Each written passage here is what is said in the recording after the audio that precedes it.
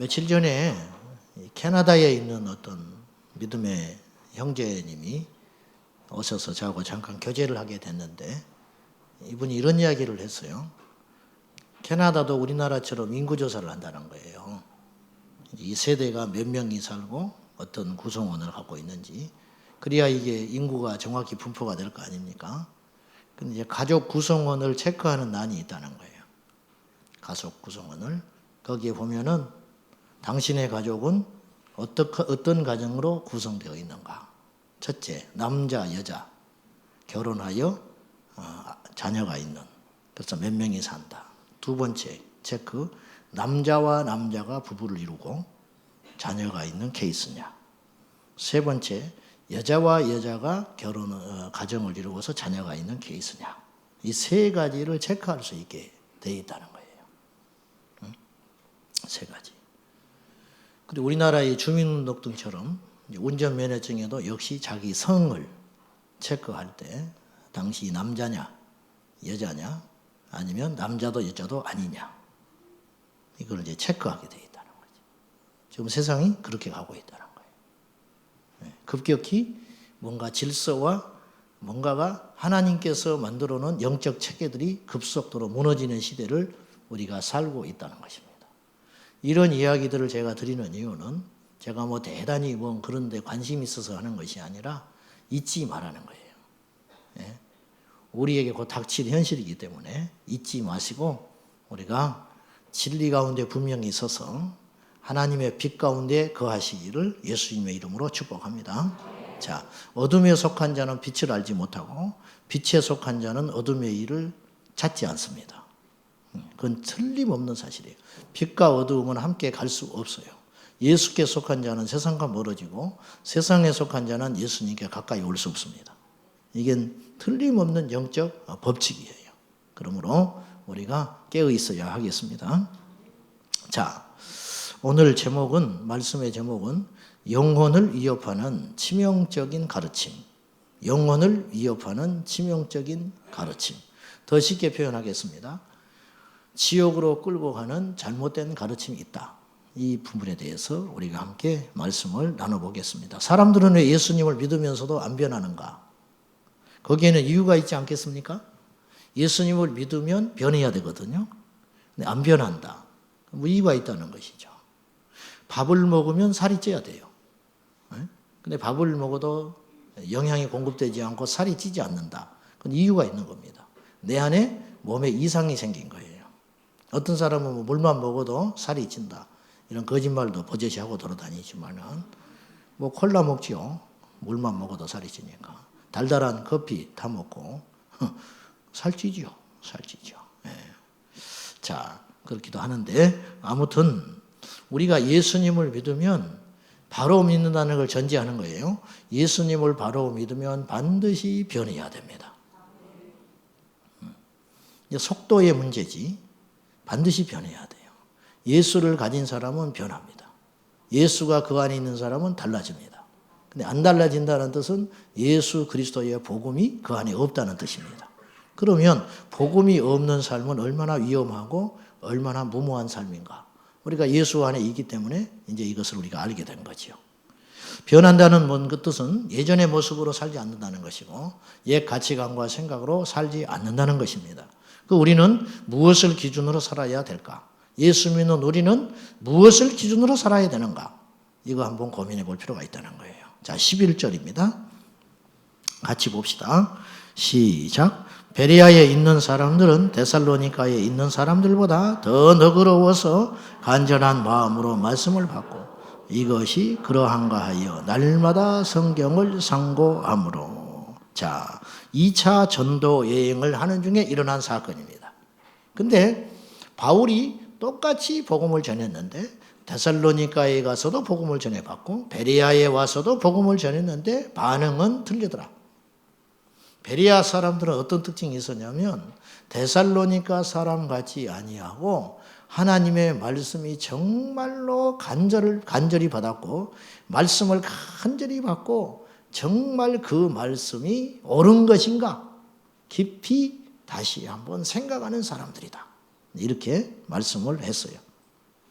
자, 그러면 베레아 사람들에 대해서 특징을 이렇게 실었습니다. 데살로니가에 있는 사람들보다 더 어떻게 했다고요? 너그러웠다. 옛날 성경에는요, 신사적이었다. 그렇게 표현을 했어요. 아마 그 표현도 틀린 표현은 아니라고 보는데, 베레아 사람들은 데살로니가에 있는 사람과 같지 않게 더 신사적이었다. 더 너그러웠다. 현대어 성경에는 이 더 너그럽다는 소리를 이렇게 표현을 했어요. 훨씬 마음이 튀어 있었다. 마음이 열려 있었다고 말이에요. 열려 있어서 말씀을 받을 때 잘 말씀을 흡수하여 먹을 수 있는 영적인 바탕을 가진 사람들이다. 이런 뜻이에요. 유진 피터스는 이 본문을 이렇게 해석했어요. 열정적으로 바울이 전한 복음을 받아들였다. 열정적으로 하나님의 말씀을 받아들였다. 여러분이 10년을 예배를 드리고 모태신앙이라 할지라도 영적으로 달라진 것이 없고 거듭나지 못했고 어떤 것을 선택할 때 믿음으로 결정하지를 못하고 옛 생각과 자아와 고집대로 어떤 일을 처리하고 결정을 한다면 여러분은 어떤 사람들입니까? 말씀이 여러분의 신령의 기준이 되지 않은 사람들이라는 거예요. 월급 더 준다고 갚버리는 거예요? 우리 예수 믿는 사람은 그러면 안 돼요. 그러기 전에 반드시 한번 생각해 볼 게 있어요. 그게 뭐지요? 믿음 생활에 방해되는 것은 아닌가? 이것이 우리의 절대적 기준이 돼야 됩니다. 세상 사람들은 이런 기준에 흔들리지 않아요. 그러나 예수 믿는 우리는 말씀이 기준이 되어서 살아야 한다. 이것이 믿음의 사람이다. 그리고 우리도 모른 채 그렇게 살고 그렇게 선택하고 걸어갈 적에 사람들은 우리에게 뭔가 세상 사람과 같지 않는 어떤 부분들을 발견하기 시작한다는 것이죠. 이럴 때 우리는 변화되었다. 이런 표현을 쓸 수 있는 것입니다. 말씀의 밭 중에, 마음의 밭 중에 네 종류가 있죠. 자, 여러분이 어떤 마음의 밭인지 잘 점검해 보시라 그랬어요. 첫째는 길가에 떨어진 밭이다. 길가에 떨어진 씨앗과 같은 밭은 말씀을 받는데 즉시로 뺏겨버린다는 거예요. 예배는 드렸는데 집에 가면 남는 게 없어요. 예배는 드렸는데 또 옛 생활을 이길 수 있는 힘이 안 생길 때가 있죠. 어떠세요? 죄를 이길 수 있는 힘이 있습니까? 죄를 이길 수 있는 힘이 있으세요? 혼자 있을 때 은밀하게 상상하고 잘못된 어떤 습관들이 있는데 말씀을 듣고 그걸 이길 수 있는 힘이 생겼습니까? 그것이 생기지 않았다면 여러분은 교회만 왔다 갔다 하는 거예요. 시계추처럼. 말씀을 듣되 내 안에 남지 않는 것이죠. 왜? 받은 즉시 마귀가 그 말씀을 빼앗아 가버리는 거예요. 길가밭. 두 번째는 어떤 밭이에요? 가시밭. 가시밭은 무엇이냐? 세상의 염려와 유혹이 밀려오는 거. 말씀을 받는데 들을 때는 그럴듯해요. 근데 세상에 나가서 그 말씀대로 살아가려고 하니 세상이 그냥 두질 않아요. 유혹이 오고 또 갈등이 일어나는 거예요. 그래서 다시 주저앉아 버려요. 말씀이 기억나기는 하지만 실제로 그렇게 살지는 못해요. 그 다음에 돌밭이 있죠. 돌밭은 뭐예요? 핍박입니다. 핍박. 말씀대로 살자니 고달픈 거예요. 당장에 손해가 오고 당장에 고통이 와요. 그래서 다시 주저앉아 버리는 상태. 옥토밭은 더 말할 것 없지요. 말씀을 듣고 깨닫는 자니 30배, 60배, 100배 결실을 하느니라. 이 결실이 뭐예요? 말씀을 하나를 받았는데 100가지 열매가 맺혀진다는 거예요. 그래서 마음밭은 두 종류가 있어요. 스티로폴이고 스펀지가 있는 것 같아. 말씀을 이렇게 툭 던지면 말씀을 잘 받아서 영의 양식으로 흡수하여 그대로 사는 자가 있는가 하면 스티로폴처럼 말씀을 받되 계속 겉도는 심령이 있다 이거예요. 여러분 어떤 마음밭이냐 이거예요. 베레아 사람들은 특징이 있었어요. 베레아 사람들이 하나님의 말씀을 대하는 자세에서 두 가지에 우리에게 배울 점이 있는 거예요. 자, 11절 말씀 보시면은 첫째, 말씀에 대한 목마름이 있었어요. 여기서 간절하다는 표현을 썼어요. 말씀에 대한 목마름. 말씀에 대한 목마름. 목마름은 복입니다. 어찌 보면 하나님이 주신 최고의 복이라 할 수 있어요. 그래서 지난주에 제가 철야를 시작하면서 애통함이 복이라 그랬어요. 목마름, 간절함, 애통함이 축복이다. 믿습니까? 이것이 없다면 여러분은 심각한 위기에 빠져 있는 거예요. 목마름은 주님을 찾는 도구가 되는 거예요. 세상 사람들은 나를 부러워해도 예를 들면 내 안에는 목마름이 있는 거예요. 당신은 무슨 걱정이 있어? 집안도 좋고 먹고 살만하고. 근데 나는 그렇지 않다 사실은. 나는 절박하고 긴긴 밤을 지새워서 눈물로 기도할 뿐이고. 그런 마음이 드는 것이 얼마나 큰 복이냐 그 말이에요. 여러분에게 그런 은혜가 있으신가요? 최고의 복을 받았다. 아직도 세상이 좋습니까? 에? 아니, 물어보는 거예요. 그냥 이렇게 점잖게 아직도 세상이 그렇게 좋으세요? 에? 아직도 동창회 갔다 오면 열받아서 옵니까? 아직도? 아니 솔직히 이야기해봐요. 뭐라 안 할 테니까. 응? 옛날엔 그랬어요. 아직도 조금 남아있죠? 아직도. 응. 아직도 좀 있죠? 아직도 비교하는 게 있죠? 아직도. 응. 아직도 좀 더 잘 살았으면 좋겠고. 네. 여러분 얼마나 더 잘 살아야 우리가 만족할까요? 얼마나 더 파워를 가져야 만족할까요? 응? 좀 내려놓을 수는 없을까요? 그것이 되세요? 네? 부한데도 가난한데도 높은데도 낮은데도 복음의 능력이 힘을 가졌고 높은 데 처할 때 위력을 발휘하고 그것을 잃게 됐을 때는 주저앉아 버린다면 그건 복음의 능력이 아닌 거예요. 그것은 그 힘으로 버틴 것이지 십자가의 복음의 능력으로 버티고 있는 삶이 아니라는 거예요. 여러분 인생이 우리 뜻대로 안 흘러갈 수가 분명히 있습니다. 그렇다 할지라도 낙심하지 않고 하나님을 붙잡고 사는 것이 진짜 믿음 아니겠어요? 예수님이 전부인 것이죠. 예수님이 전부인 사람. 그래서 때로는 고난은 우리의 믿음을 테스트하는 것이기도 해요. 사랑하는 여러분, 지금 연단의 터널을 고난의 풀목길을 겪고 있는 여러분 절대로 낙심하지 마십시오.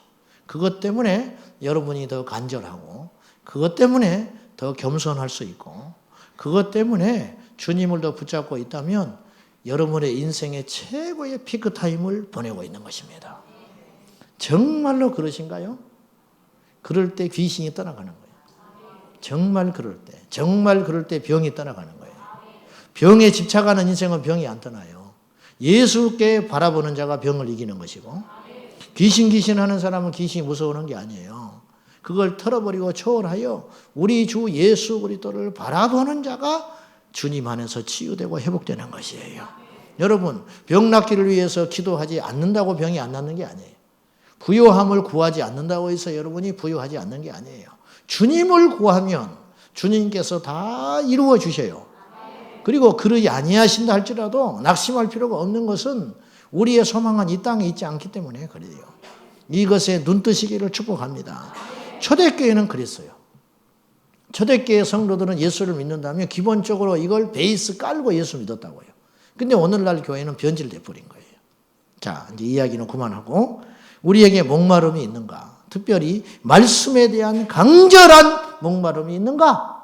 이걸 한번 점검해 봐야 한다는 거예요. 정말로. 두 번째, 베레아 사람들은 들은 말씀을 분별하는 작업을 거쳤어요.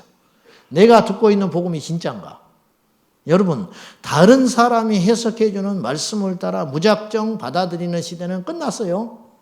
이건 중세시대에 있었던 일이에요. 중세시대에 라틴어 성경을 신부만 갖고 있었기 때문에 일반인들은 라틴어를 모르는 거예요. 그래서 면죄부가 통할 수 있었어요. 이거는 어리석은 일이에요. 여러분이요, 말씀으로 돌아가십시오. 여러분 성경으로 돌아가십시오.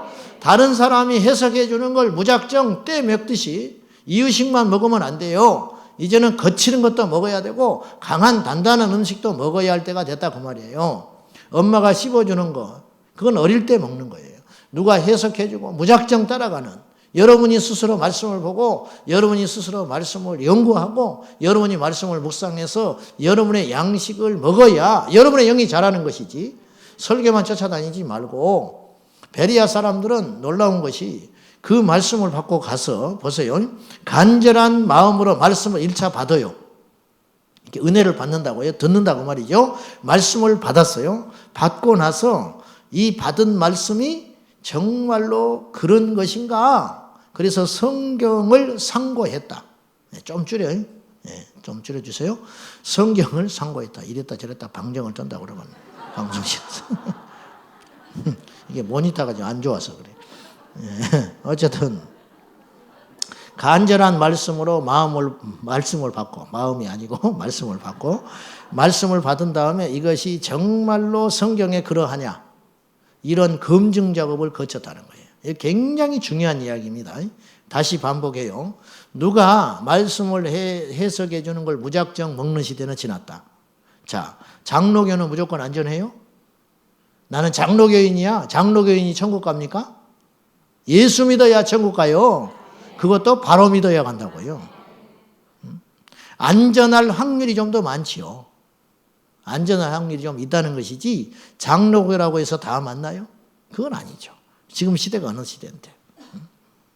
내가 다니는 교회 목사가 검증된 신학을 했고 그러니까 그분이 해석해 주는 말씀을 무조건 다 따라가야 합니까?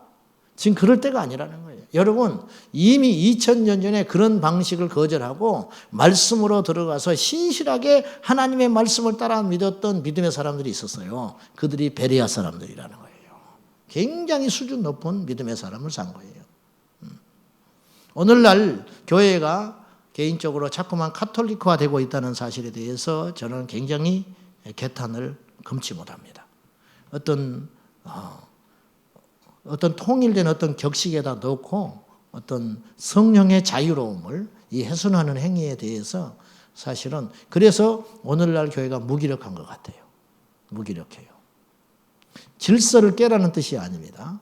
여러분이 요즘에는 수많은 열려있는 통로를 통해서 말씀을 백방으로 듣고 있는 시대에 살고 있는데 그 말씀을 듣고 받을 때 이 말씀이 성경에서 나온 것인가를 분명히 봐야 한다는 거예요.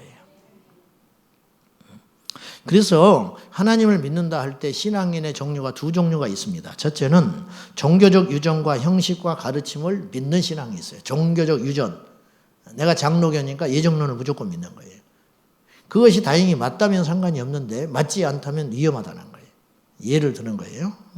종교적 유전, 형식과 가르침을 무조건 믿는 신앙인, 바리새인. 이들은 바른 믿음이기 때문에 하나님을 믿는 게 아니고 바리새인이기 때문에 그런 방식으로 믿는 거예요. 이거 굉장히 위험한 거죠. 바리새인이기 때문에 그렇게 믿어야 하는 거예요. 장로교인이니까 그렇게 믿어야 되는 거예요. 아니죠. 그건 아니죠. 여러분 안 그런가요? 빨리 깨세요. 진짜 신앙은 그런 식으로 믿는 게 아니에요. 참된 신앙은 말씀을 순전하게 믿는 믿음이 있어야 돼요. 그래서 신앙이 첫째는 교리를 믿는 신앙이 있고 두 번째는 말씀을 믿는 신앙이 있다. 말씀을 믿는 신앙이 있다. 지금 이 시대는 우리가 영적으로 깨어서 교리를 믿지 말고 말씀을 믿어야 할 때이다. 성경을 믿어야 한다. 그래서 어떤 우리가 이론이나 어떤 영적인 현상들이 일어날 때 그걸 검증할 수 있는 유일한 도구는 말씀이다. 성경 말씀. 너무도 많은 사람들이 눌려 있어요. 영적으로 눌려 있어요. 귀신에게만 내가 눌려 있는 줄 알았어요. 과거에는. 악한 영에게만 눌려 있는 줄 알았는데 제가 요새 보니까 종교적 시스템에 너무 많이 눌려 있다 이거죠. 종교적 시스템에 눌려 있어요. 어떤 교단, 어떤 체계. 저도 그걸 존중하지만 질서를 존중해요. 하나님이 세우신 질서를 존중하지만 그것이 어찌 생명보다 클 수 있겠냐. 그것이 생명을 억압하고 생명을 눌러서는 안 된다. 이해되시면 아멘 하십시오. 이런 사람들이 너무도 많아요. 의외로. 사실은. 그래서 사람의 종이 되는 거예요. 사람의 종. 목회자의 종이 되어 살아가요. 목회자의 종. 그래서 목회자한테 잘못 보이면 저주받는다. 성경에 있어요? 성경에 있어요, 없어요? 20년 동안 종살이 하는 사람이 있더라니까. 그 교회가 아닌데 못 떠나는 거예요. 왜? 떠나면 저주받는다고 세뇌당했어요. 떠나면 저주받는다. 그러니까 20년 동안 아무런 영적인 유익도 없이 고통을 받으면서 아파하면서 긴긴 세월을 보내고 있는 거예요. 여러분, 이게 하나님 기뻐하는 일일까요? 말씀을 믿지 않고 사람에 눌려 있는 거예요. 사람에 눌려 있는 거. 이 생활에서 빨리 탈피해야 된다는 거죠. 주의 영이 계신 곳에는 자유함이 있느니라. 제가 여러분 눈치를 볼 필요도 없고 여러분이 제 눈치를 볼 필요도 없어요. 서로 존중하고 사랑하지만 서로 눈치를 보고 서로 눌려있는, 서로 어떤 묶여있는 그런 상태가 돼서는 안 된다는 거예요. 이게 종교적이라고 그랬어요. 이게 종교형이라. 우리 교회에도 그런 것이 없도록 삼가 깨어 있어야 하겠습니다. 어쨌든 이거 뿌리 뽑는다고 그랬어요, 제가. 근데 아직도 눌려있는 것들이 스물스물 보일 때가 있어요. 또 시간이 지나면 또 옛 상태로 자꾸만 환원되려고 하는 이런 습관들이 있어요. 영적인 습관. 다 때려 부수세요. 다 끊어버리세요. 예, 주님 안에서 성경으로 돌아가서 마음껏 주님을 찬양하고 주님 앞에 참된 믿음으로 신실하게. 할렐루야. 예. 옆 사람에게 묶이지 마세요. 사람에게 보이려고 할 것도 없어요. 오직 우리의 중심을 보시는 하나님. 저도 여러분에게 묶이지 않을 테니까 여러분도 저에게 묶이지 마시기 바랍니다. 묶이지도 않겠지만은 뭐 말빨이 서야 무슨 말이야. 말을 하면 듣지도 않고 말이죠. 우리 성도들처럼 착한 사람들이 없어.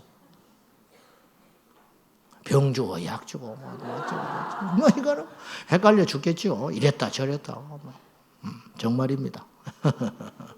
여러분, 아무리 도덕적인 분이라 할지라도, 아무리 존경하는 영적 스승이라 할지라도, 그리고 과거에 이런 업적이 아무리 큰 것이라 할지라도 성경에서 위배된 소리를 진리인 양 외치면 뒤도 돌아보지 말고 도망가야 합니다.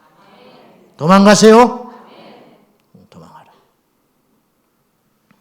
이제 오늘 이제 전하려고 하는 핵심인데, 2000년 기독교 역사 속에서 이제 이 베레아 사람들이 이 믿음의 자세를 보고 제가 팁을 얻은 거예요. 베레아 사람들은 다시 데살로니가 사람과 같이 아니하여서 신사적이었고 너그러웠고 마음이 열려 있어서 하나님의 말씀이 첫째, 간절히 말씀을 받았다. 1차. 그리고 나서 그 받은 말씀을 성경에 위배되지 않았는가? 진짜 말씀이냐? 이것을 날마다 성경을 통하여 다시 되새겼다. 이거예요. 얼마나 탁월하냐 그 말이에요. 이 신앙이 건강한 신앙이에요.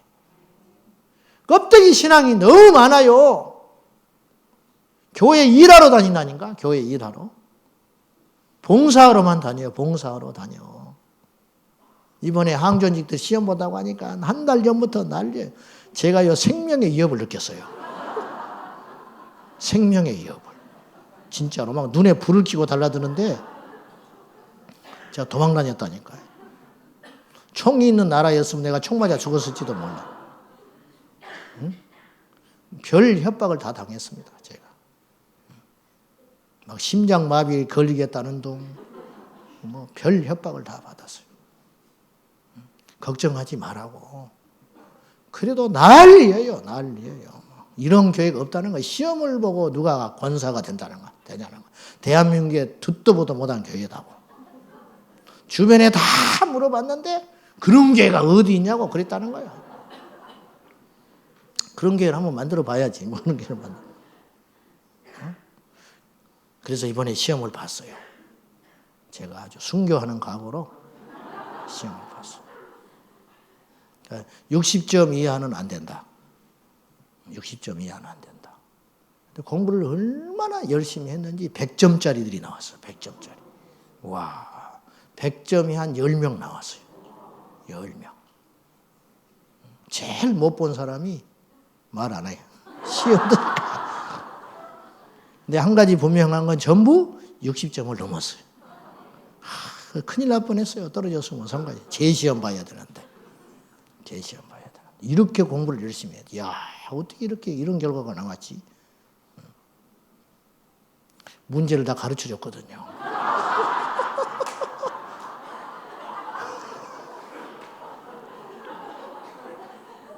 문제를 200문제를 내고 200문제 중에 40문제를 뽑아서 냈어.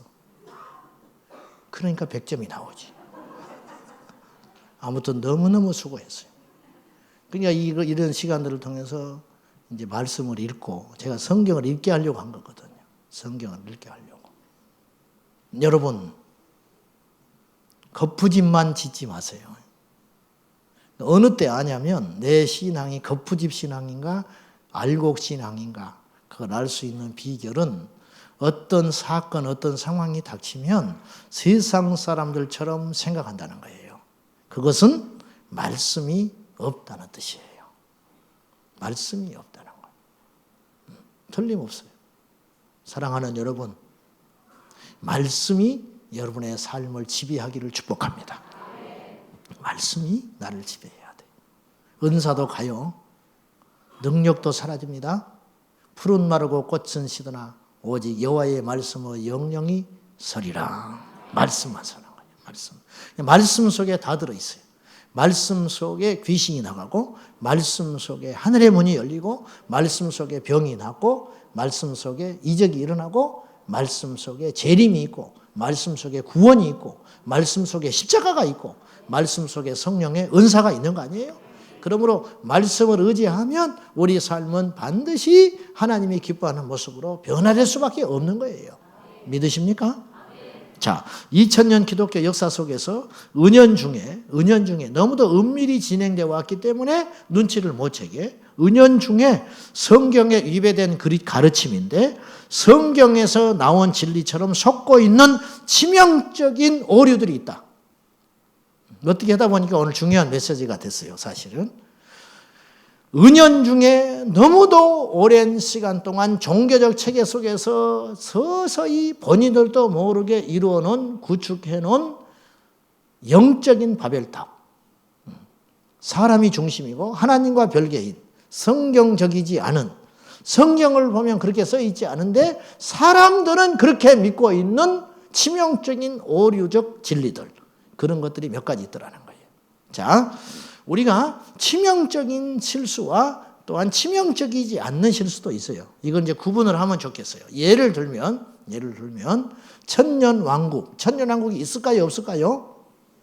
우리 중에는 세 가지의 반응이 나와요. 첫째, 없다. 무천년설. 천년왕국은 상징적으로 표현할 수 있다. 두 번째, 전천년설. 그 다음에 세 번째, 후천년설. 예수님의 재림을 중심으로 천년왕국이 전에 있었다는 것은 전천년설이고 예수님의 재림 후에 천년왕국이 시작된다는 것은 후천년설인데 성경에 기록되는 건 후천년설로 기록되어 있어요. 그럼에도 불구하고 과거 2000년 기독교 역사를, 교회 시대를 영적으로 해석하여 천년왕국 시대라고 해석하는 신학적인 사람들도 있어요. 그걸 믿는 사람들도 있을 수 있다 이거예요. 그것은 상관없다. 그렇다고 해서 구원받지 못하는 것이 아니기 때문에 상관없다. 이거는 심각한 오류는 아니다. 저도 고백하지만 저도 잘못 알고 있는 것이 있을 수 있어요. 그러나 그것으로 인하여 내 구원의 문제가 흔들리지 않는다면 그것은 약간의 오해이지 치명적이진 않다. 휴거, 환난 전에 휴거가 있어요? 환난 후에 휴거가 있어요? 어떠세요? 둘 중에 하나겠지요. 휴거가 없을 수는 없으니까 주님이 오시긴 오실 거 아니에요. 그러면 환난을 통과하고 나서 끝자락에 주님이 오실까요? 아니면 우리가 휴거된 다음에 환난이 시작될까요? 자, 손 한번 들어봅시다. 자, 나는 예수님의 재림 전에 환난 전에 휴거가 있을 것 같다. 환난을 통과하지 않고 예수님을 믿으면 나는 천국에 갈 것 같다. 들림 받을 것 같다. 손 들어보세요. 그래요. 환난 전에 휴거가 있다. 그 다음에 환난을 통과하고 나서야 휴거가 있을 것 같다. 자, 이 절반 정도 나뉘는 거예요. 자, 둘 중에 하나는 틀렸겠지요. 그죠?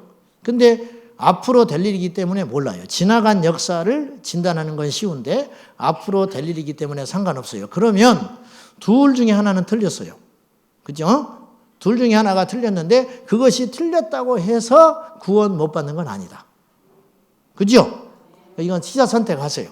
솔직히 말하면. 근데 이제 우리의 바람은 환난 전에 휴거되는 거예요. 바람은 그렇죠? 아멘 한다고 하는 것도 아니에요. 그냥 바람, 우리의 바람이라. 믿는다고 되는 것도 아니에요. 그거는 뭐 이제 주님의 뜻대로 되는 거예요. 그리고 환난을 통과하고 나서 휴거가 있을 것 같다. 저는 생각이 달라졌다고 그랬죠. 옛날에는 환난 전에 휴거가 있는 걸 믿었는데 나중에 제 생각, 요새는 조금 바뀌었다는 거예요. 얼마 전부터 성경을 보니까 조금 더 환난을 통과하고 나서 휴거가 있을 것 같은 뉘앙스가 강해요. 그래서 나는 이제 그걸 믿고 있는 거예요, 지금은. 근데 그걸 믿고 있다가 환난 없이 휴거되면 그냥 좋지, 나는. 그렇다고 해서 우리 주님이 아주 째째하게 너는 환난을 당하고 나서 내가 올 줄 알았어? 너 믿음이 그거밖에 안 돼? 너는 좀 맛 좀 봐. 뭐 그럴 뿐은 아니라고 믿고, 그렇게 믿는다 할지라도 나는 휴거될 수 있죠. 그죠? 그렇지 않겠어요? 그러니까 이거는 오류는 오류지만 치명적 오류는 아니다 이거예요. 그런데 멀쩡한 나를 지옥에 보낼 수 있는 치명적 오류, 이 진리가 있을 수 있다. 그러나 우리가 너무 모르고 있다는 거예요. 은연중에. 왜? 많은 사람들이 대다수가 그렇게 알고 있고 그렇게 우리가 가르침을 받아왔기 때문에 비판 의식 없이 베레아 사람들처럼 성경적인가라는 것을 살펴볼 겨를도 없이 주입된 영적 지식이 있다 이거예요. 이것을 오늘 분별해 보자는 거예요. 첫째, 구원 얻기가 쉽다. 이루가 은연중에 그렇게 우리가 배워왔어요. 그렇게 똑부러지게 말을 하는 사람들도 있고, 근데 거기에다가 그렇게 말을 안 하고 은혜라는 말을 갖다 붙였어요. 믿음으로 구원받는다는 말의 그 뉘앙스는 우리가 굉장히 오해를 하고 있는데, 은혜로 구원받지요. 그죠? 우리 행위로 구원받지 않잖아요. 은혜로 구원받고 믿음으로써 구원받는다. 그래서 이신득의, 이게 로마서의 주제예요. 믿음으로써 구원받는다. 이신득의. 믿음으로 구원받기 때문에 우리는 아무것도 할 것이 없는 거예요. 그러한 가르침을 받아왔어요. 그래서 구원받기가 쉬워요, 어려워요? 쉽다고 여겨지게 된 거예요. 저는 그렇게 느껴졌어요. 교회에 가서 말씀을 들으면서. 구원받기는 어려운 게 아니에요. 단지 택함받아 오늘 예배하고 교회 다니는 내가 하나님의 사랑을 입어서 예정함 가운데 택감 받아가지고 구원받게 된 거예요. 근데 어떤 대가도 지불하지 않았어요. 그래서 구원받기가 쉽더라는 거예요. 성경은 정반대 이야기를 하고 있습니다. 아쉽게도. 자, 잘 아는 말씀이지만 다시 우리가 확증을 얻기 위해서 찾아보는데, 이런 은연의 가르침이 방종되고 성경적인 온전한 그리스도인, 즉 지자가 아닌 관람객을 만들어내고 있다는 거예요. 오늘날 예수 믿는 이꼬로 제자여야 돼요. 초대교회는 순도가 높은 그리스도인이 많았다는 거예요. 순도가 높은 그리스도인, 진짜 백이 그리스도인이 많았어요. 100%는 아니겠지만, 거기도 가짜가 있었겠지만, 오늘날처럼 순도가 묽어진 그리스도인이 많은 시대는 아니었다는 거예요. 그런 왜 이렇게 색깔이 없는 흐리멍텅한 그리스도인을 만들어낼 수밖에 없었느냐? 그건 뭐냐면 치명적인 구원의 오류에 실패해 있었다. 마태복음 7장으로 돌아가 보세요.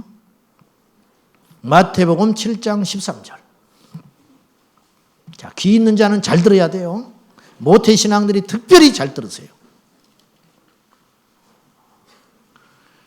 마태복음 7장 13절 14절 시작. 좁은 문으로 들어가라. 멸망으로 인도하는 문은 크고 그 길이 넓어 그리로 들어가는 자가 많고 생명으로 인도하는 문은 좁고 길이 협착하여 찾는 자가 적음이라.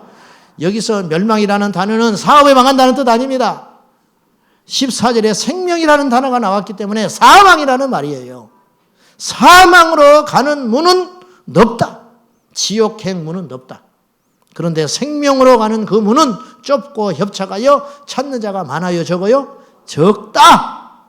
그렇기 때문에 구원 얻는 자가 많아요, 적어요? 적다. 근데 오늘날은 교회만 오면 다 구원받는다고 그냥 바겐세일 해버리는 거예요. 바겐세일. 막 구원을 설포해버리는 거예요. 그리고 오히려 구원의 문제에 의심하는 사람은 믿음이 없는 사람이에요. 이게 구원파예요. 구원파. 구원에 대하여 의심하지 못하게 하는 게 구원파예요. 그죠? 회개 필요 없다. 구원 받았는데 왜 자꾸 돌아보느냐? 구원 받는데 왜 자꾸 의심하느냐? 너 믿음 없는 사람이다.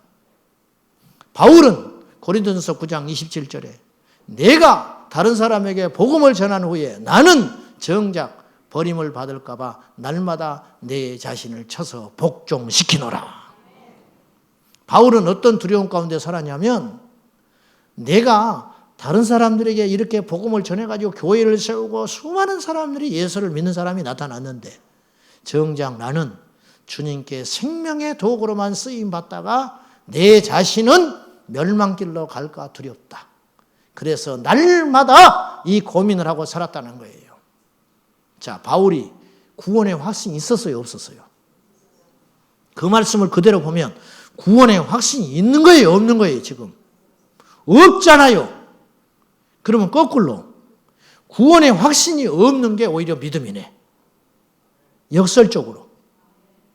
근데 우리는 구원의 확신을 가지라고 계속 강요받아 왔어요. 구원의 확신은 중요하지 않아요. 구원 받는 게 중요한 거예요. 구원파에 의하면 바울은 구원 못 받은 거예요. 왜? 자기의 구원을 끊임없이 의심까지는 아니지만 두려워했잖아요. 건강한 두려움. 저도 그래요. 저도. 내가 교회를 이렇게 세워놓고 나는 정작 주님 앞에 갔는데 책망을 들으면 어떡하냐 이거예요. 책망을 들으면. 그래서 저는 자유롭지 못해요. 저는 두려워요. 예수님을 믿을수록 두려워요.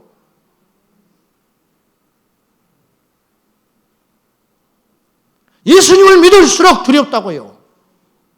예수님을 믿을수록. 내 안에 가식이 있을까 봐. 내 안에. 천하를 얻으면 뭐가 하겠습니까? 천하를 얻으면. 세계를 다니는 목사가 되면 뭐가 하겠습니까? 자기는 하나님 앞에 섰을 때 나 너 몰라. 무슨 의미가 있냐고 말이야. 이 두려움은 당연한 거 아니에요? 바울이 평생 이 두려움 가운데 떨었다. 그렇다고 해서 바울이 못할 일이 없고 가지 못할 것이 없고 귀신을 두려워하지 않았지요. 죄를 두려워하고 악을 무서워하지 않았지요. 여러분 이게 건강한 신앙인 것입니다.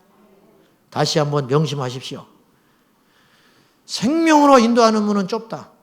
그래서 누가 그 길을 가겠냐. 불편하고 좁고 협착하여 시험이 많고 어려운데 그래서 그 길을 찾는 자가 당연히 적다. 누가복음 13장에 구원 얻는 자가 적습니까? 주께서 분명히 말씀했어요. 구원 얻는 자가 적다라고 딱 표현은 안 했지만은 그 뉘앙스가 적다는 뜻이에요. 성경은 일관적으로 말을 해요. 구원 얻는 자가 적습니다. 그러면 지금 이 세상에도 예수님을 믿는 사람이 많아요? 안 믿는 사람이 많아요? 안 믿는 사람이 많잖아요. 우리가 이제 믿는다고 칩시다. 진짜 신앙이든 가짜 신앙이든. 우리가 믿는 사람이에요. 그러면 우리 믿는 자들을 더 정확히 표현하면 교회를 다니고 기독교인이라고 자처하는 사람들끼리 모아놨다 할지라도 그 중에서도 좁은 길을 거절하는 사람은 생명에 이르지 못한다. 그런데 이렇게 말하지를 않는다는 거죠. 교회에서는. 왜? 사람들이 힘들어하니까. 분명히 기억하세요. 구원 얻는 길은 만만치 않아요. 구원의 길은 좁아요. 만만히 보는 자는 큰 코 다칩니다. 그래서 구원 얻는 자가 적습니다. 마가복음 13장 13절에 끝까지 견디는 자는 구원을 얻으리라. 환난에 대해서 이야기하면서 끝까지 견디는 자는 너희가 내 이름으로 말미암아 모든 사람에게 미움을 받으리라. 말세에는 그렇게 온다고 그랬어요. 이것이 가시화되고 있어요. 앞으로요, 적당히 믿는 사람 미움받지 않아요. 제대로 믿으려면 미움받아야 해요. 근데 옛날 그 정도의 미움이 아니에요. 머리 깎여버리고 집에서 발가벗겨 쫓겨나고 매맞고 어릴 때 그 정도의 핍박이 아니고 말세에 너희가 모든 민족에게 모든 사람에게 미움을 받으리라 그리 해놓고 그러나 끝까지 견디는 자는 구원을 얻으리라. 이게 뭐냐? 우리 교회에서요, 한 명만 나를 미워해도요, 교회 오기 싫어요. 그래요, 안 그래요? 그죠? 누구하고 관계만 틀어져 봐요. 그 사람이 몇 부 예배 가더라? 3부? 나는 이제부터 2부 간다. 네? 한 사람만 미워도 견디기 어려운 거예요. 그죠? 근데요, 모든 사람이 미워해요. 그걸 견딜 수 있을 것 같아요? 그걸 견뎌야 구원이에요. 쉬워요, 어려워요? 각오되셨어요? 지금 뭘 몰라서 지금 여기 와 있는 거예요. 뭘 몰라서 세례를 받았어요. 나는 뭘 몰라서 목사가 됐어. 나는 목사가 좋은 줄 알았어요. 죽기 살기로 목사만 되고 싶었어요. 좋은 것도 있어요. 목사가 되면. 좋은 것도 있어요. 감사하지요. 베드로전서 3장 20절에 보면 그들은 전에 노아의 날 방주를 준비할 동안 하나님이 오래 참고 기다리실 때에 복종하지 아니하던 자들인데 방주에서 물로 말미암아 구원을 얻는 자가 몇 명뿐이니 겨우 8분이라. 노아의 방주가 시작했을 때 구원받은 사람 8명. 그러니까 지금 주님이 오셨을 때 8명만 구원받는다는 건 아니지만 적다. 그 숫자에 들어가야 돼요. 그죠? 네, 그 숫자에 들어가야 하겠습니다. 근데 한 가지 다행스러운 건 하나님께서 몇 명으로 제한하지 않았다는 거예요. 이야, 큰일 날 뻔했어. 몇 명인데 구원의 숫자가 차버리면 어떡해. 그죠? 또 어떤 기준을 딱 설정해 놓고 이 사람 같지 않으면 안 되는 거예요. 커트라인이. 60점이 안 되면 안 돼. 큰일 날 뻔했어요. 큰일 날 뻔했어요. 은혜로우신 하나님이 상대적 기준을 두지 않고 아무개보다 어떤 몇 프로가 아니고 절대적 기준을 주셔서 이 커트라인에 되면 다 구원받는다. 그리 하셨기 때문에 우리가 그 구원의 커트라인에서 떨어지지 않도록 몸부림쳐야 한다는 거예요. 이렇게 말하면 율법주의라고 매도해요. 이렇게 말하면은 신앙이 수준이 낮다고 이야기해요. 자유롭지 못하다고. 마지막에 웃는 자가 누군지를 보자고요. 마지막에 심판날에 웃는 자가 누군가를 보자고요. 두 번째, 잘못된 오류, 치명적인 오류, 잘못된 가르침이 있는데 두 번째, 잘 들으셔야 돼요. 거듭난 자의 범죄함은 그리 심각한 문제가 아니다. 그렇게 말하지는 않는데 거듭난 자가 범죄한 것에 대하여 심각하게 생각하지 않아요. 오늘날 교회 안의 풍토가 그래요. 안 그래요? 그래요? 솔직히 말해봐요. 그래요? 안 그래요? 베드로 예수님 모른다고 3번 부인했잖아. 그런데 하나님이 써주셨잖아. 다윗 2가지나 지졌어. 간음하고 간접살인하고. 그래도 하나님이 용서해 주셨잖아. 어디다가 갖다 붙여 그걸. 그게 모든 사람에게 통용되는 이야기입니까? 철저히 죄를 멀리하고 죽기 살기로 죄와 싸워야 하고 그래도 인간이 이제 한번 넘어졌다면 목숨을 거는 회개를 해야 돼요. 목숨을 거는 회개를 해야 돼요. 회개를 안 가르쳐. 여러분 오늘 모인 저와 여러분 중에 의로운 자가 아무도 없죠. 우리가 스스로 의롭게 될 수 있다면 예수님 왜 와서 죽으셨겠어요? 그러나 그 복음 뒤에 가려진 어둠이 있다 이거예요. 그렇기 때문에 우리가 죄에 대하여 무감각한 사람이 많다. 왜? 주님이 알아서 해주신다는 거예요. 이런 뻔뻔함 아니에요. 큰 오리예요. 아직도 죄를 못 끊고 있습니까? 아직도 그 무서운 진흙 땅에서 헤매고 있습니까? 우리 하나님이 길이길이 참아주시니까 영원히 참아주실 걸로 생각하십니까? 마지막 심판대 앞에 있을 때 너는 너를 위하여 예비된 지옥으로 가라 하면 어떡할 건데? 주님이 다 용서해 주셨잖아요. 그렇게 말할 거예요? 항변할 거예요? 주님이 내가 그리 한다 할지라도 주님은 나 사랑하시잖아요. 그렇게 항변할 거예요? 우리 주님께서 얼마나 죄를 경멸하시는지 아시잖아요. 현장에서 간음한 여인이 잡혔어요. 주님은 용서하셨습니다. 용서하셨어요, 분명히. 그런데 용서하신 후에 뭐라 하셨어요? 가라. 그리고 다시는 범죄하지 마라. 이렇게 살기가 어려울까요? 쉬울까요? 이 여인이 어떤 여인인지 아세요? 직업 여성입니다. 초막절에 텐트에서 자고 있는 남자들을 유혹하여 돈을 벌고 있는 사람이에요. 그냥 한 번 일탈이 아닌 사람이에요. 그러면요, 그걸 포기하려면요, 자기의 전부를 걸어야 하는 일이에요. 죄를 끊는 건 그거예요. 적당히 담배 하루에 한 갑씩 피웠는데 이제 이틀에 한 갑 피워요. 목사님, 자랑이요 지금? 지금 자랑이라고 그런 소리를 하고 있어? 근데 알고 봤더니 그 사람이 10년 됐어, 예수 믿은 지. 그게 자랑이냐고. 아니죠.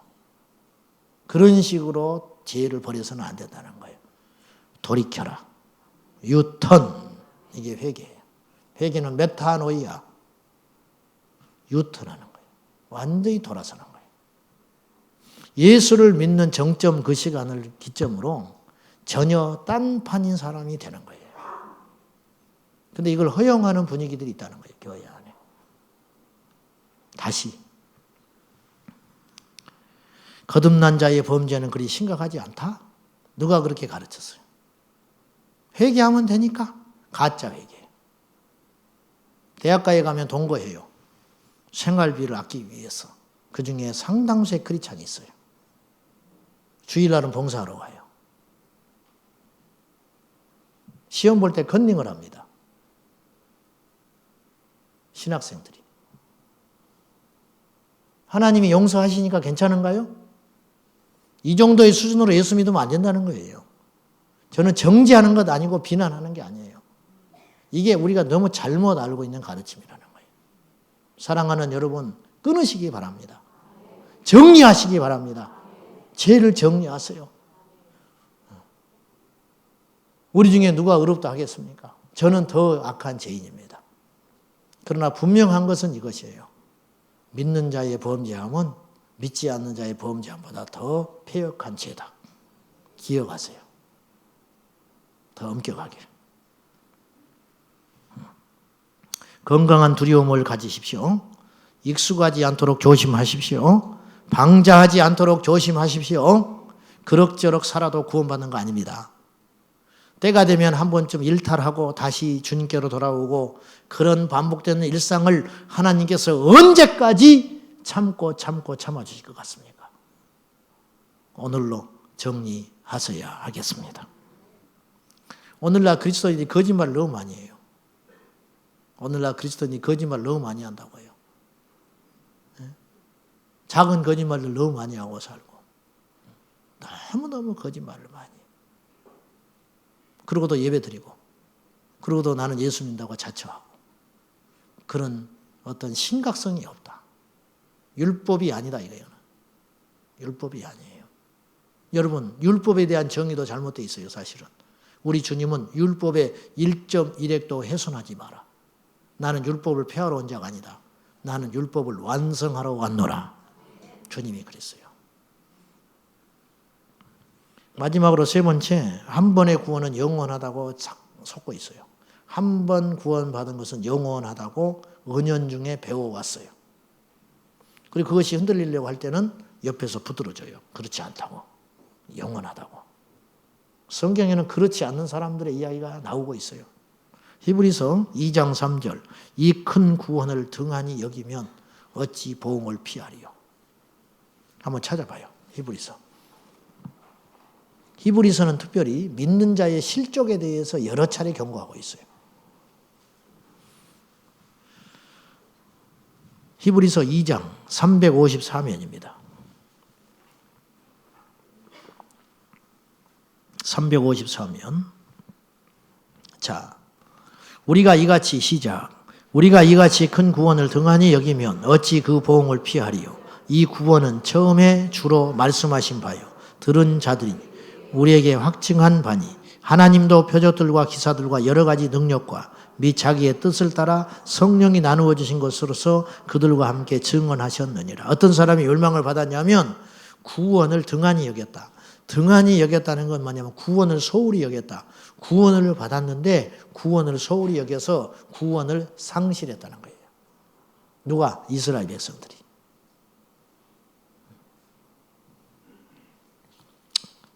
자, 3장 12절. 3장 12절. 형제들아, 여기서 형제들은 믿는 자들입니다. 유대인 중에 믿는 자들에게 쓴 편지가 히브리서예요. 형제들아, 너희는 삼가 혹 너희 중에 누가 믿지 아니하는 악한 마음을 품고 살아 계신 하나님에게서 어떻게 할까? 떨어질까? 실족한다. 멀어진다. 상실된다. 떨어질까? 조심할 것이요. 여러분, 구원이 한 번 받음으로 영원하다면 이 말씀을 쓸 이유가 어디에 있어요? 좋아요. 영원하다고 칩시다. 100번 양보해서 영원하다고 치자고. 이런 메시지를 던지면 발끈하는 사람들이 있어요. 왜 한 번 구원이 영원한 것인데 구원을 흔들려고 하느냐. 마치 그렇게 위협받는다고 생각하는 것 같은데 묻고 싶어요. 왜 발끈하지요? 왜 발끈하냐고. 자, 봅시다. 한 번 받은 구원이 영원하다고 칩시다. 예정론에 의해서 영원해. 내가 주님을 떠나고 싶어도 절대 못 떠나. 물론 그럴 가능성도 있어요. 그럴 가능성도 있어요. 주님이 확 잡아주시면. 그렇다 치더라도 우리는 어떤 마음을 갖고 믿어야 되냐면 구원에서 떨어질 수 있다고 믿고 살아가야 된다. 그래야 지혜로운 것이다. 아멘.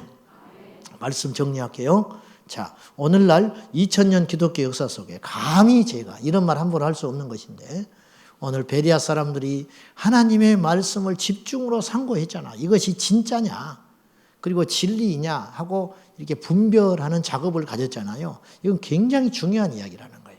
그래서 여러분들도 누군가 해석해 주는 것을 막무가내로 듣지 말고 내가 저분을 존경한다고 해서 그분의 입에서 나오는 말씀을 무조건 분별 없이 받아들이지 말고 성경에 검증하는 작업을 반드시 거쳐야 한다.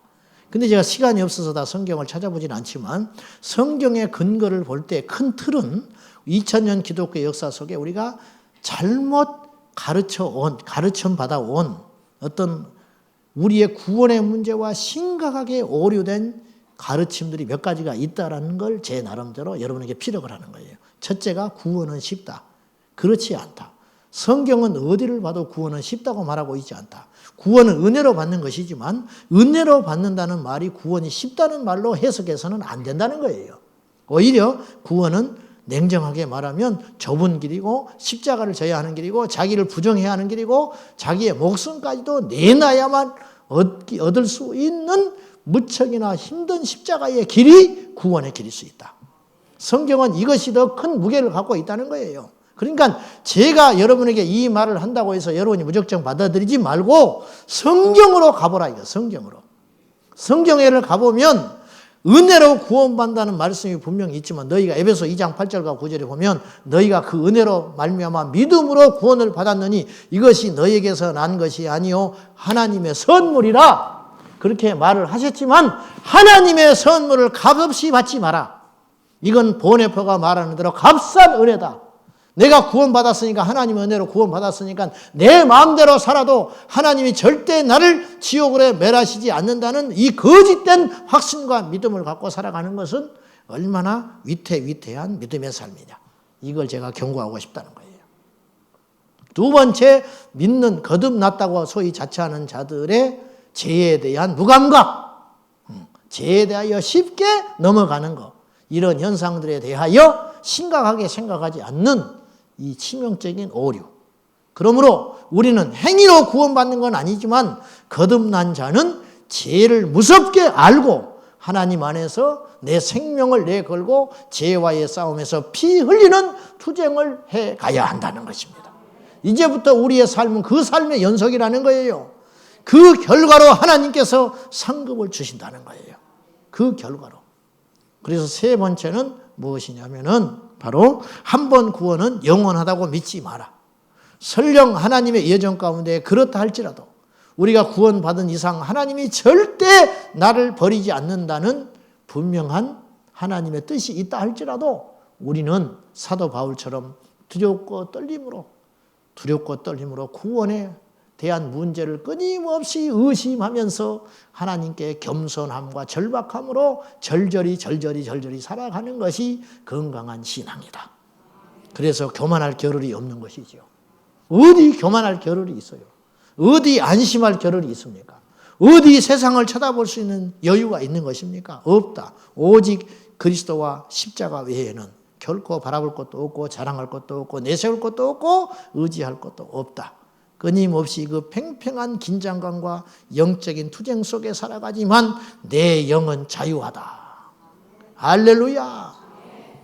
팽팽한 긴장감 속에 끊임없이 내 자신이 세상으로 가려고 하는 이 약한 심령 가운데 처절히 울고 붙들고 살지만 그래도 주님을 보면 힘이 나고 그래도 십자가의 가치를 알기에 십자가의 앞에 엎드리면 답이 보이고 세상에서 되는 일이 없다 할지라도 우리 하나님 앞에 기도하고 울고 일어서면 다시 세상을 얻은 것 같은 힘이 생기고 그 이유가 뭐냐면 궁극적으로 우리의 마음과 생각은 저 천국에 있기 때문입니다.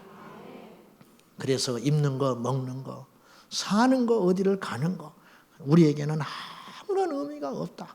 어디서 무엇을 하든지 간에 주님이 함께 하시면 되는 것이고 네가 무엇을 하든지 내가 너와 함께하면 형통하고 그리 아니하신다 할지라도 내 안에 계신 주님, 내 안에 계신 예수 그리스도 그분으로 말미암아 우리는 평생 감사할 수 있다.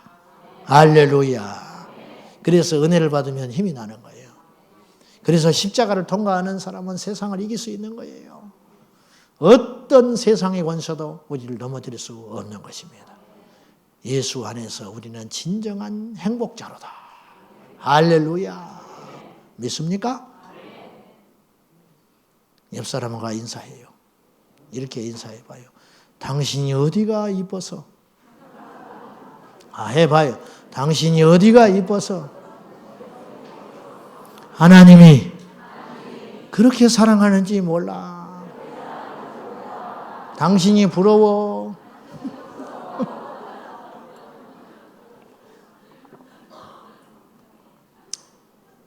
할렐루야. 자, 찬송해요. 손바닥에 피가 나도록 찬송했는데 목이 터지도록 찬송해요. 우리를 죄에서 자유케 하는 힘은 그리스도의 보혈의 능력밖에 없습니다. 십자가는 저주를 이기는 힘이 있습니다. 268장 하십니다. 찬송 268장 손에서 피가 터지게 찬송하는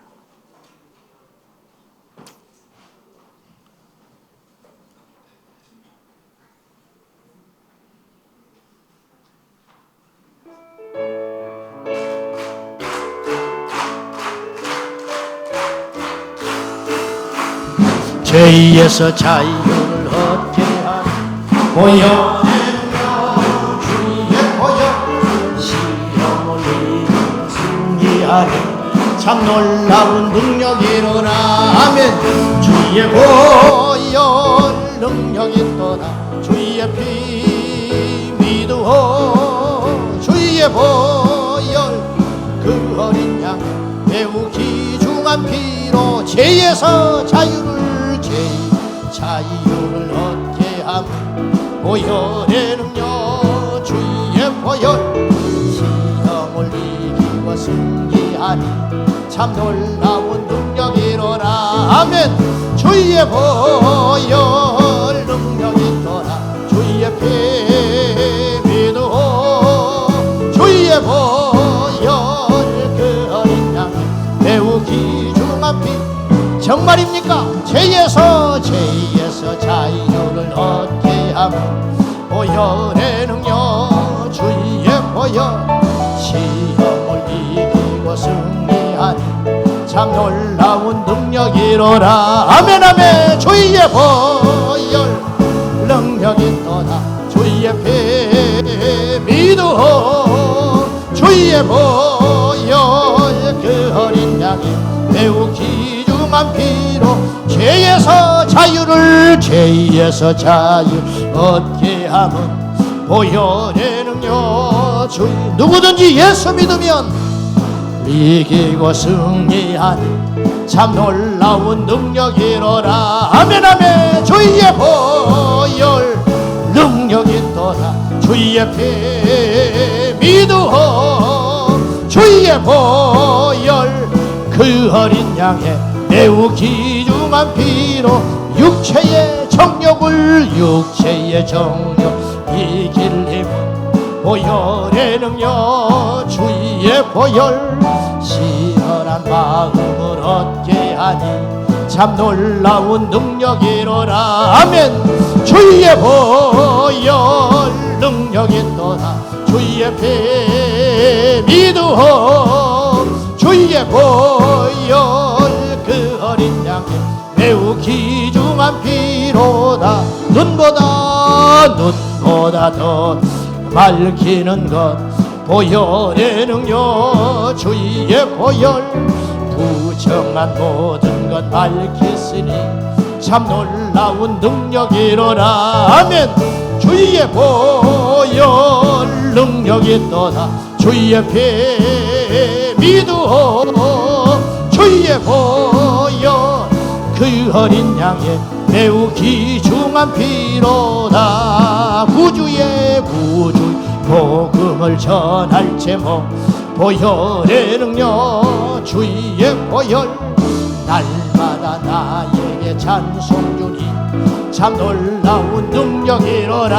아멘. 주의 보혈 능력이 또다. 주의 피 믿으오. 주의 보혈 그 어린 양의 매우 귀중한 피로 눈보다 더 이게 밝히는 것 보혈의 능력 주의 보혈 부정한 모든 것 밝히시니 참 놀라운 능력이로라. 아멘. 주의 보혈 능력이 또다. 주의 피 믿으오. 주의 보혈 그 어린 양의 매우 귀중한 피로 구주의 복음 전할 제목 보혈의 능력 주의 보혈 날마다 나에게 찬송 주니 참 놀라운 능력이로라. 아멘. 주의 보혈 능력이 또다. 주의 피 믿으오. 주의 보혈 그 어린 양의 매우 귀중한 피로 죄에서 자유